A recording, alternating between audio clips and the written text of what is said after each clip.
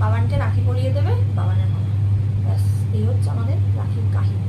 আর তার সঙ্গে এইটা হচ্ছে আমার একটা উপরি পাওনা হয়েছে একটা, এইটা হাত দেখা হাতে কোথা ছড়ে গেছে, ওরে না ছড়ে যায়, ছড়ে গেছে না, এই যে হাতের এখানে লাল মাংস বেরিয়ে গেছে। এটা হয়েছে পায়ের এখানে হয়েছে, মানে পড়ে গেছে, আচমকা পড়ে গেছি, মানে বুঝতে পারিনি, পায়ের ওই রাস্তার সাইডে একদম পায়ে এরকম পড়ে কি হয়েছে। আর এটা আমার পড়ার একটা কাহিনী, সবাই জানে, কারণ আমার এটা পড়ার একটা ইতিহাস আছে। আমি পড়ে যাই, মানে আমি শুধু না, আমার মা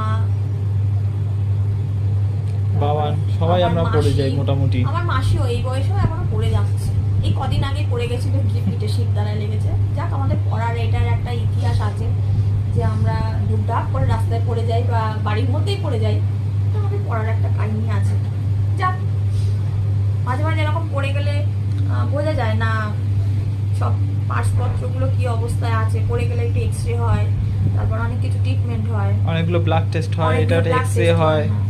এমনি এমনি তো হয় না, কিন্তু পড়ে টড়ে গেলে বা এরকম তখন ধরা পড়ে শরীরে কোথায় কি হয়ে রয়েছে। হ্যাঁ, একটু মাঝে মাঝে এরকম একটু, এই যেরকম বন্যা টন্যা হলে যেরকম বোঝা যায় যে বাড়ি পড়ে যাবে নাকি বাড়ি ঠিকঠাক থাকবে না কি হবে, না বাড়িটা মজবুত আছে কি না, কিন্তু সেরকম আমাদের অবস্থা আছে। একটু জল টল জমলে বা একটু বৃষ্টি বৃষ্টি হলে পা স্লিপ করে হয়তো ধওয়াস করে পড়ে গেলাম পা স্লিপ করে, তখনই বুঝতে হবে যে এই যে দুটো যে পিলার রয়েছে, পিলারগুলো আস্তে আস্তে কমজোরি হয়ে যাচ্ছে, সেই পিলারগুলো আবার ঠিকঠাক করতে হবে।